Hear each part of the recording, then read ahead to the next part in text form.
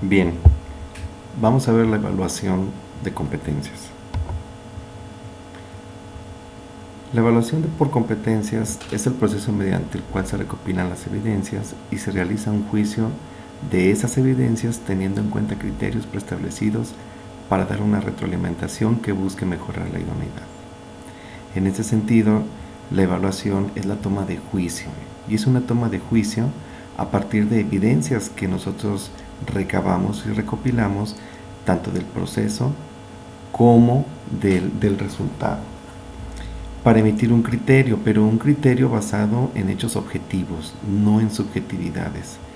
Y esa es la tarea difícil del docente, ser objetivos o lo más objetivo que se pueda a través de instrumentos de evaluación que den cuenta de esa objetividad. El proceso de evaluación de una competencia y su evidencia se realiza a través de tres procesos o de tres etapas, que en el caso de la planeación didáctica nosotros las dividimos en inicio, desarrollo y cierre, y en este caso sería el inicio, el proceso y el resultado. En la primera es que logra un resultado, la competencia, la meta educativa, que realiza un desempeño específico en un contexto determinado frente a una demanda, un problema o una necesidad. Las competencias me deben generar una demanda. Demanda de procesos cognitivos, demanda en habilidades mentales, demanda en ciertas destrezas que me son necesarias para resolver una situación o una tarea específica. En el proceso se da un proceso que incluye los pasos que el sujeto debe hacer para saber hacer y para desarrollarla. Normalmente se localiza en la parte del desarrollo, donde propiamente se establecen las actividades o las situaciones didácticas, y es el proceso a través del cual el docente propone, a través de una serie de estrategias, una actividad para que el alumno, a través de estos procesos, a través de las estrategias, desarrolle esa capacidad de aprender a aprender y por consiguiente de desarrollar las competencias o los distintos niveles de competencia que se establecieron desde la planeación didáctica. Y finalmente el resultado, que es la emisión del resultado, aquello que sabemos hacer y lo que hacemos con los diferentes niveles de desempeño o de logro. Esto es que también lo hace. En ese sentido, no basta nada más con la evidencia del producto o del aprendizaje, el aprendizaje esperado. Nosotros como docentes, normalmente cuando pedimos el desarrollo de una situación didáctica o de una actividad, esperamos un producto al final. No basta nada más con el producto, también debemos de tener evidencia del desempeño o el cómo lo hizo el alumno. Nos debe interesar cómo se desempeñó, con qué actitud lo hizo, cómo estuvo el trabajo colaborativo, qué actitudes mostró durante el proceso, durante el desarrollo de esa situación didáctica o de esas actividades. El proceso de la evaluación es implícita o continua y tiene elementos claves. Para el proceso de la evaluación partimos de una situación que inicia a su vez con un conflicto cognitivo. Nosotros debemos encontrar los elementos para atrapar al alumno, para que tenga interés en eso que le estamos nosotros queriendo que desarrolle como habilidades. Si nosotros no atrapamos al alumno, no va a lograr ese nivel de desarrollo de competencias que deseamos. Cuando nosotros iniciamos el proceso de la enseñanza, debemos de pensar en recopilar información y tener evidencias. Evidencias, como ya lo dije anteriormente, del desarrollo y de los aprendizajes esperados que nos propusimos desde un inicio. Por una parte tenemos la observación de la acción, que esto tiene que ver con las evidencias del desempeño. Y por otra parte tenemos los productos entregables, que tiene que ver con las evidencias de aprendizaje o los productos. En la parte de la observación de los desempeños son comportamientos del qué hace, cómo lo hace, con quién lo hace, qué no hace y por qué no lo hace, qué es lo que se lo impide. Para esto nos valemos de registros anecdóticos y de lista de cotejos, entre otras. Por la parte de los productos entregables o de los productos de aprendizaje, nosotros normalmente como docentes pedimos mapas conceptuales, resúmenes, esquemas, ejercicios, trabajos, maquetas, que por cierto esto es lo que está pidiendo el INEE a través de la evaluación del desempeño docente. Está centrada en este momento en los productos entregables, que en esta etapa 2 se suban evidencias de los productos o evidencias del desempeño, pero en cuanto a productos. Esto lo vamos nosotros a evaluar cuando nosotros pedimos un producto al final de una situación didáctica, de una actividad, independientemente de cuál sea. Debemos de tener un instrumento a través del cual vamos a evaluar ese producto. Por ejemplo, las herramientas que podemos utilizar son las rúbricas holísticas, las rúbricas analíticas o las rúbricas mixtas.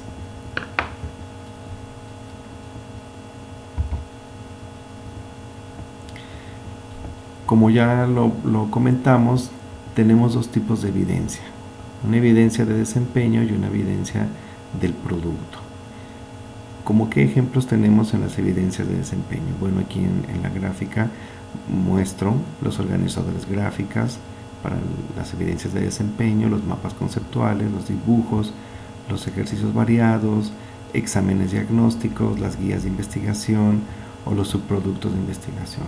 Normalmente estas evidencias se ocupan como docente cuando estás evaluando el desempeño, cuando están realizando en ese momento las actividades dentro del salón.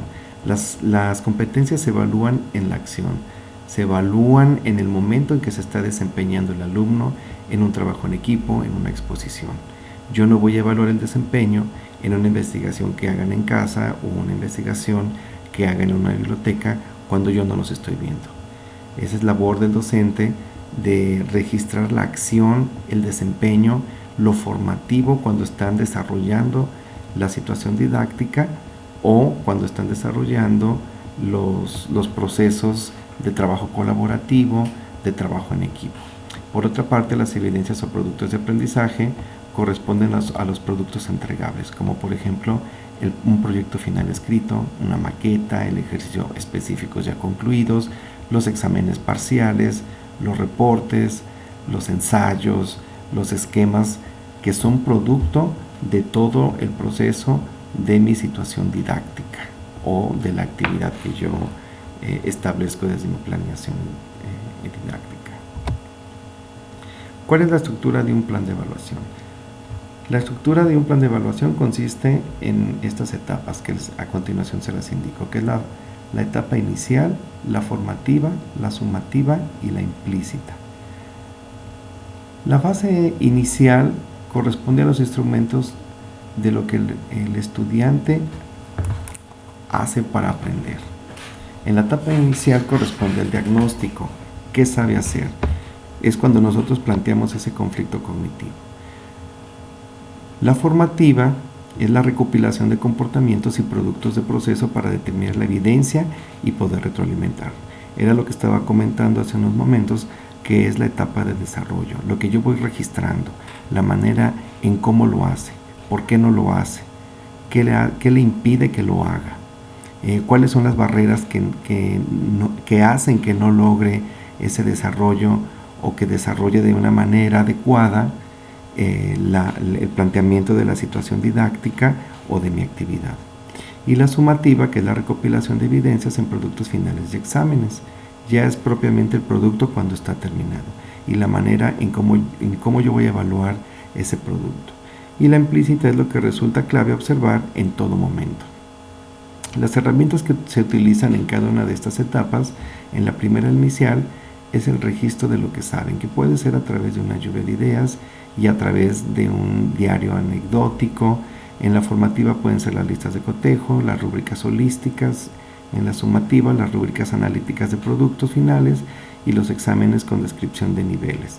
Los exámenes que comúnmente llamamos tipo PISA o exámenes de elaboración de reactivos para la evaluación de competencias, como los exámenes que anteriormente eran enlace, Y en la etapa implícita son los registros de clave que hay que observar, que esto tiene que ver con las características muy peculiares y muy particulares de la asignatura de la materia que yo estoy desarrollando, y lo que yo como docente establezca lo que es importante en esa materia más allá de los contenidos. Un ejemplo de un plan de evaluación es el que se les muestra. Vamos a diferenciar los momentos y la información de los productos que vamos a obtener en cada uno de ellos. En el inicio vamos a establecer como proyecto la creación o la elaboración de invitaciones para una fiesta. Esto correspondiente a un proyecto real de la materia de matemáticas de primaria de tercer año. Yo puedo iniciar la etapa de inicio planteando las preguntas: ¿qué saben hacer en el conflicto? ¿Cómo se invita a una fiesta? Se les pregunta a los chicos si alguna vez han hecho una fiesta, si han invitado a sus amigos, de qué manera los han invitado. Para eso utilizamos un registro anecdótico, un diario de campo. Para el proceso es el comportamiento, la participación en el proceso de hacer las invitaciones. Podemos establecer situaciones didácticas o actividades para que empiecen a crear sus invitaciones a través de unos papelitos con sus nombres, y posteriormente desarrollar las invitaciones con portadas ya de una manera más formal, con los nombres del festejado y de uno. ¿Qué tipo de instrumentos voy a utilizar en esa etapa de procesamiento? Por ejemplo, para registrar el comportamiento de los niños de primaria en la creación de las invitaciones, puedo utilizar una lista de cotejo. Una lista de cotejo que identifique en la invitación cada una de sus partes. También yo puedo registrar en la creación, dentro del salón, en la creación de las invitaciones, cómo toma el lápiz. Si lo toma de una manera adecuada, si tiene esas habilidades y destrezas psicomotoras para hacer una letra legible, ¿sí?, no entendible. Hay que tener mucho cuidado aquí con las especificaciones que se le dan a los alumnos. Una letra legible es una letra que se lea, que cualquiera lo pueda leer. Por ejemplo, en los papelitos con sus nombres escritos, yo puedo tener un registro de lo que escriba las letras con un espaciado adecuado, de tal manera que se pueda leer, y decirle al chico, al niño, qué es lo adecuado, porque si lo dejamos así al aire libre puede resultar ambiguo para ellos, o lo que para uno es adecuado para él podría ser sí adecuado. Y en el desarrollo de las invitaciones, ya de manera formal, con portadas, con sus nombres, yo puedo utilizar una rúbrica. También una rúbrica, ya sea holística o analítica, que me describa cómo escribe su nombre y el grado o el nivel observable de la escritura. Y finalmente en el resultado, que son propiamente las invitaciones ya hechas, con dibujos, con toda la metodología que ya vienen prescritas en el programa de estudio de la materia en cuestión, y también puedo utilizar una herramienta como una rúbrica analítica para evaluar las invitaciones con los descriptores y con los indicadores que previamente se establecieron en conjunto con los alumnos. Bueno, la evaluación como proceso debe responder a estas 6 preguntas: ¿qué evaluar? ¿Cómo evaluar? ¿Cuándo evaluar? ¿Con qué evaluar? ¿Quiénes evalúan? Y cómo asignar una calificación. El qué evaluar, en el modelo educativo actual en México, en todos los niveles, está implementado un enfoque didáctico por competencias. Bajo este enfoque, entonces, independientemente del nivel educativo que sea, hasta el superior, se está trabajando por competencias, y las competencias están enmarcadas en 3 ámbitos, independientemente del autor que se esté tomando como referencia para el enfoque teórico y epistemológico. Las competencias deben abarcar en su desarrollo y en su evaluación estos 3 ámbitos: los conceptos, las habilidades y las actitudes.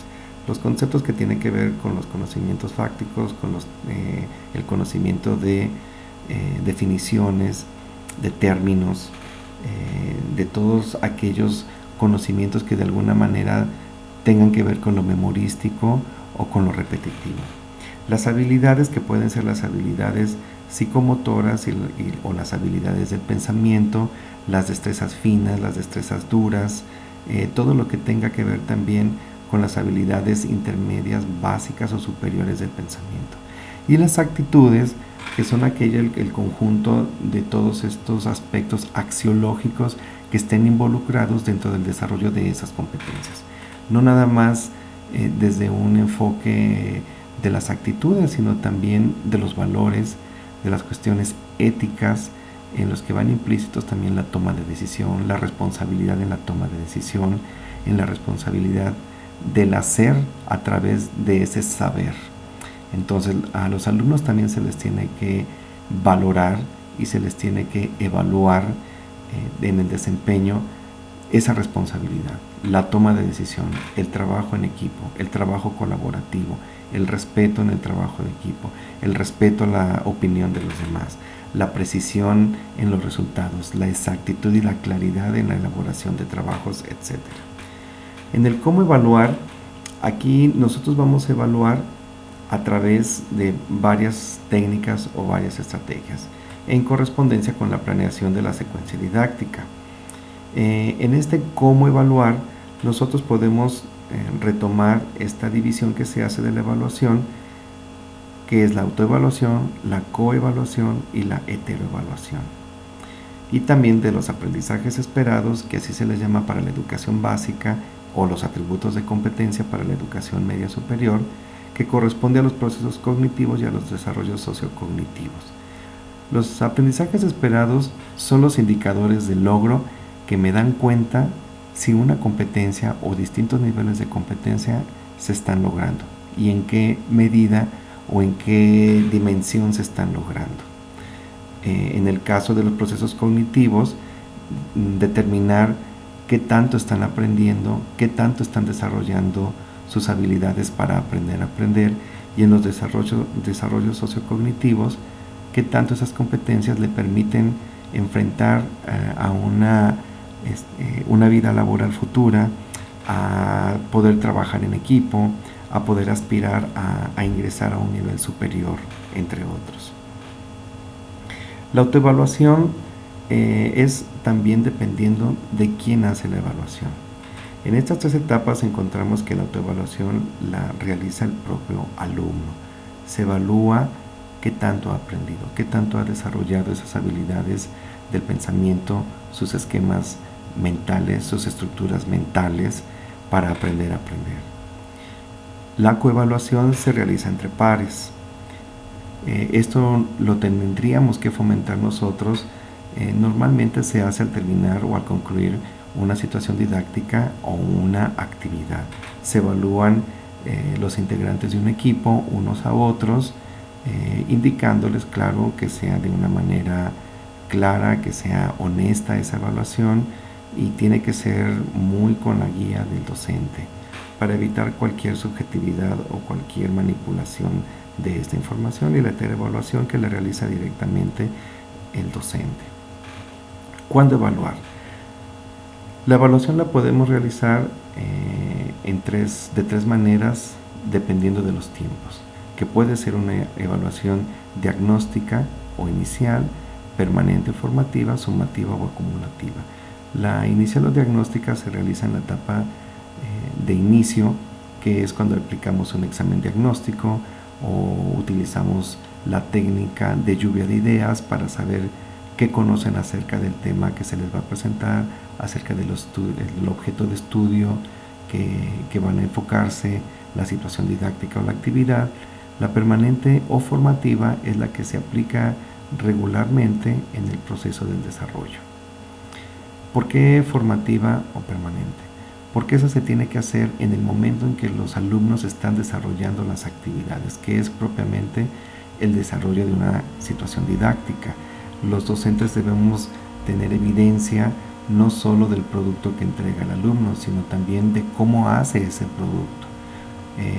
Lo mencionábamos hace un momento, todo es la evaluación axiológica que tiene que ver con las actitudes, con los valores, con las cuestiones éticas, con el trabajo colaborativo, con la manera en cómo desarrolla o cómo cómo llega a ejecutar la situación didáctica o la actividad que se le ha propuesto desde la planeación.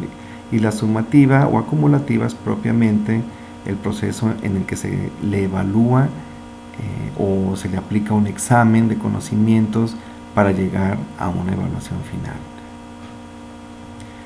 ¿Con qué evaluar?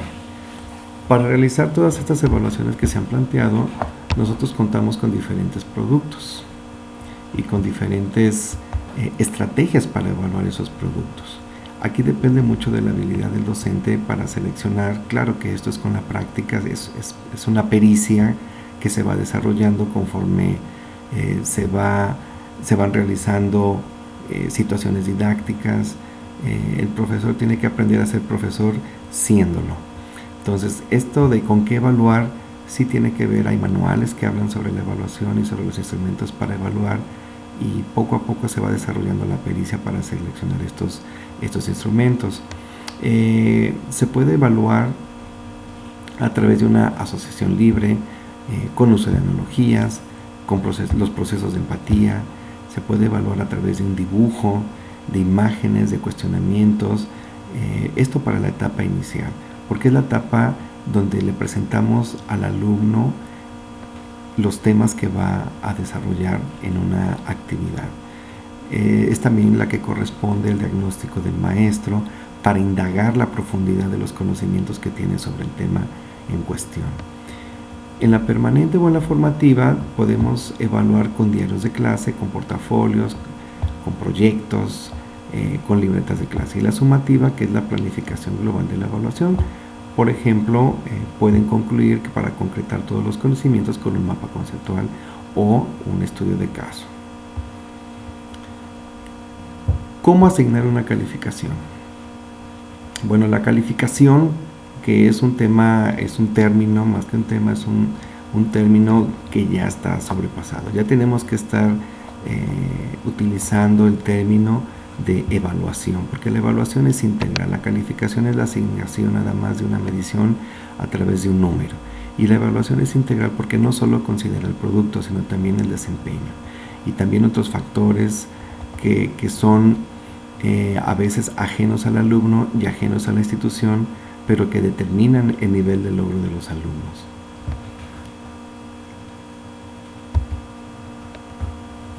Para realizar una evaluación, nosotros debemos establecer indicadores de logro. ¿Qué son los indicadores? Un indicador es un descriptor o caracterizador del proceso de aprendizaje que da cuenta de su logro. Permite establecer puntos de comparación para la verificación y medición en el logro de un aprendizaje esperado. Estos puntos de comparación nosotros los vamos a establecer. Desde los acuerdos ya vienen establecidos algunos de estos puntos, pero que finalmente, dependiendo de cómo nos lo permitan la institución educativa donde laboremos o el nivel, nosotros podemos establecer también estos puntos de comparación. Estos indicadores también manifiestan los logros de los alumnos mediante la evaluación o una certificación. ¿Cómo podemos establecer un indicador? Para el establecimiento de un indicador no es una tarea fácil. Debemos de considerar los atributos de la competencia, en el caso de la educación media superior, o los aprendizajes esperados en la educación básica, y también debemos de considerar las competencias que estamos desarrollando desde nuestra planeación didáctica. Debemos identificar los contenidos a evaluar. Como ya hemos visto en el video anterior de planeación, cuando nosotros establecemos una situación didáctica, debemos de articularla o alinearla o relacionarla directamente con una o unos niveles de competencia, con los contenidos, con un proceso de evaluación, con los criterios de evaluación. Todo debe de estar perfectamente relacionado, porque yo no puedo evaluar lo que yo no establecí que iba a evaluar. Debe ser coherente la evaluación. Si yo establezco que voy a evaluar ciertas competencias, ciertos contenidos y ciertos productos establecidos en la planeación didáctica, eso es lo que debo evaluar. Y la relación o la complementariedad que tienen esos niveles de competencia con los contenidos, con los instrumentos de evaluación y con los propios también criterios de evaluación. Y todo eso se traduce en indicadores. Estos criterios de evaluación se van a concretar a través de una rúbrica de evaluación y de un plan de evaluación, deben ser observables, deben ser claros y deben estar en relación al aprendizaje esperado. Y deben ser tanto cualitativos como cuantitativos. Cualitativos para evaluar el proceso y cuantitativos para evaluar el producto. La identificación de las competencias también deben estar relacionadas en cuanto a los contenidos a evaluar y también relacionados con los criterios de construcción. También deben dar evidencia de la comprensión de los significados.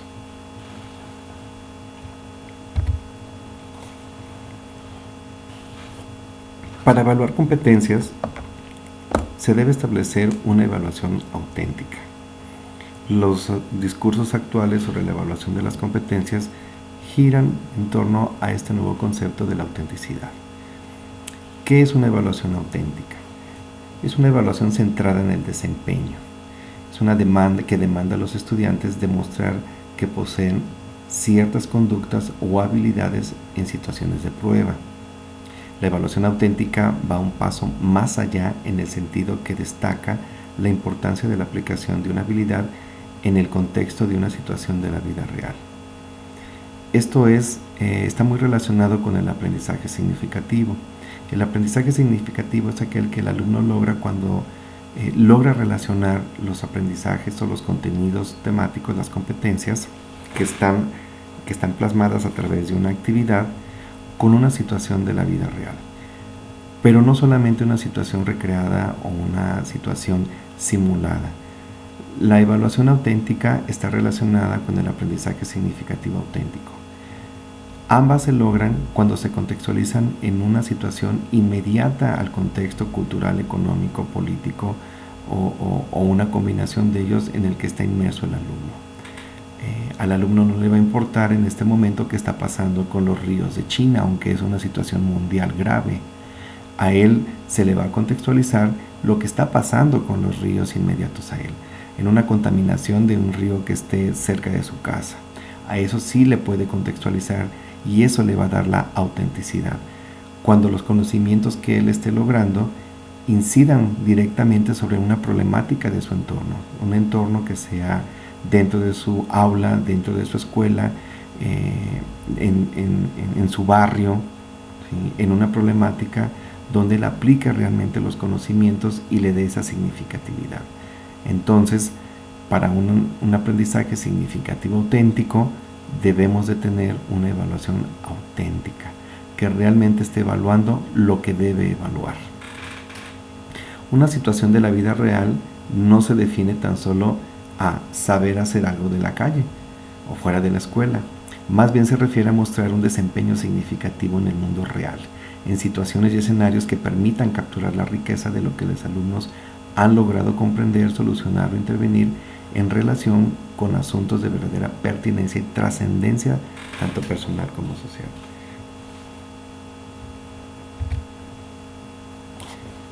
Los métodos para evaluar auténticamente, o los instrumentos para una evaluación auténtica, son varios. Entre ellos les podemos describir las exhibiciones. Una exhibición es una demostración de lo que el chico sabe hacer al final de un bloque o al final de un proyecto de su situación didáctica o de un bloque de la escuela, de su asignatura.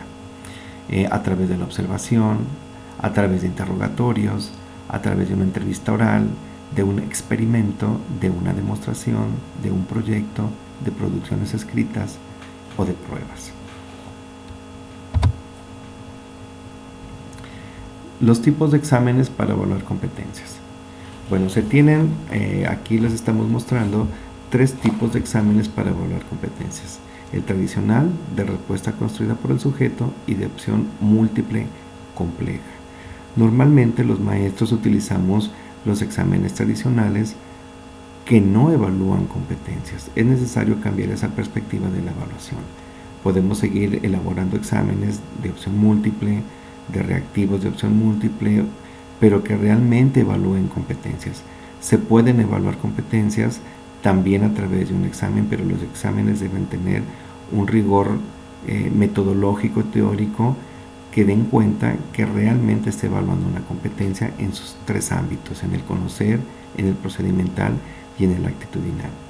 Algunas características de cada uno de estos tipos de exámenes las tienen definidas aquí y las pueden observar y leer más detenidamente.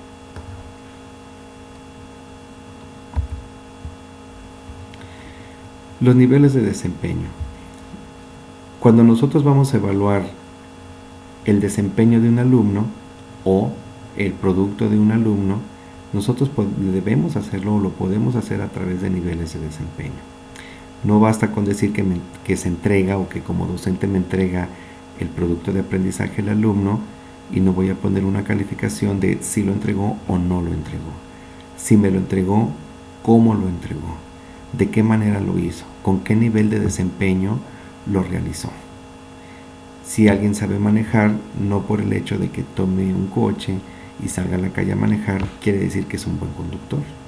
Sabe encender el coche y quizás sepa de alguna manera hacer los cambios. Pero yo puedo evaluar y le tengo que evaluar de qué manera maneja. Si sabe manejar coches compactos, no quiere decir que sepa manejar de manera eficiente. Quizá yo como docente puedo decir que alguien sabe manejar de manera eficiente o destacada cuando logre manejar trailers, camiones, motocicletas, coches compactos, automáticos, estándar, dependiendo del nivel que yo crea que satisface ese nivel de desempeño destacado. Aquí, por ejemplo, tenemos que el nivel de destacado lo hacemos a través de unos indicadores. El primero es lo hace solo y lo hace bien, que esto tiene que ver con el nivel de autonomía. También eso lo podemos evaluar dentro de los alumnos, el nivel de autonomía que ellos tienen. Cuando lo hace destacado, lo hace bien, lo hace solo, crea, propone, realiza innovaciones con el contenido propuesto. Normalmente estos alumnos no necesitan la ayuda del docente. Pueden solucionar problemas por sí solos, corregir errores y retomar su aprendizaje. El nivel satisfactorio lo hace solo, pero comete algunos errores. Cumple con lo que se le pide, pero puede tener algunos errores, por ejemplo. Un nivel suficiente lo hace con ayuda. Sí identifica algunas nociones, conceptos, conocimientos, pero requiere ayuda para la resolución de problemas. Y un nivel insuficiente no logra hacer lo que se le pide, ni solo ni con ayuda, y requiere sistemáticamente ayuda para poder resolver o llegar a cumplir mínimamente con los productos que se le están pidiendo. Estos niveles de desempeño se les recomienda que así los utilicen porque tiene que ver también con la cuestión de la inclusión. Ya no se estila el nivel máximo poner excelente, dado que la excelencia no existe, no es una meta, sino es un lugar hacia donde llegar, pero no somos excelentes. Partimos de la idea de que los seres humanos somos perfectibles, entonces es más coherente con el discurso de la educación para la inclusión en el contexto de la diversidad, hablar de alumnos destacados, y por el contrario, o en el otro extremo, tampoco es prudente hoy en día hablar de que alguien lo hizo mal o alguien que no puede, que no sabe o que es malo. Simplemente está en un nivel de insuficiencia.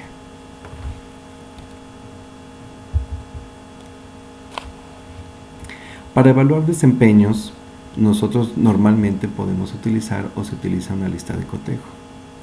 Esto se hace a partir de los aprendizajes esperados de comportamiento y se describen en él, en una lista de cotejo, las características de los mismos en una columna y en las otras se describe en qué nivel lo hace. En el ejemplo que se les está mostrando es un aprendizaje esperado. Lo que se está esperando es aplica medidas de higiene personal como lavarse las manos y los dientes que le ayudan a evitar enfermedades. En la primera columna tenemos los criterios, en la segunda fila tenemos los niveles de desempeño, que es de destacado, suficiente. Tenemos los nombres de los alumnos. Esta es una propuesta, este es un ejercicio de cómo podríamos elaborar una lista de cotejo para evaluar en cada uno de los alumnos los niveles de desempeño, que pueden ser destacado, satisfactorio, suficiente o insuficiente. De ahí las iniciales que se marcan en cada una de las columnas debajo de los nombres de los alumnos. Los criterios que podemos ver son: se lava las manos antes de comer, y por otra parte, se lava las manos después de ir al baño. Yo puedo ir registrando con cada alumno en qué nivel de desempeño está.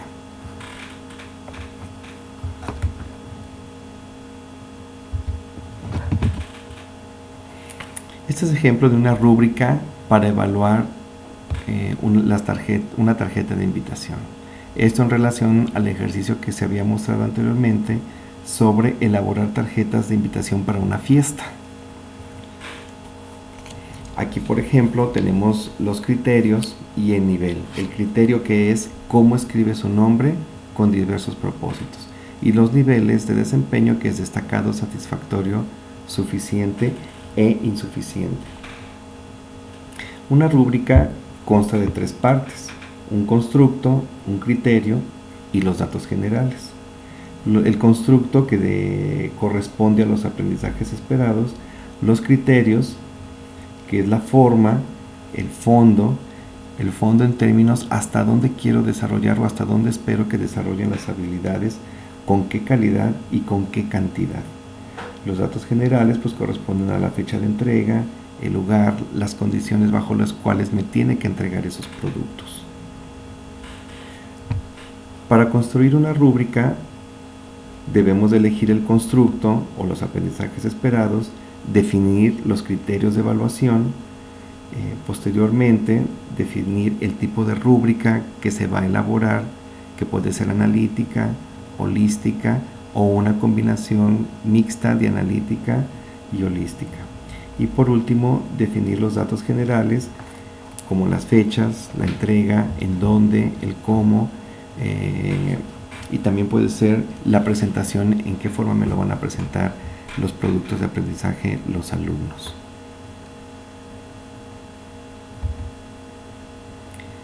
Bueno, con esto terminamos esta parte de la evaluación y continuamos con las prácticas que están en su plataforma, y gracias por su atención.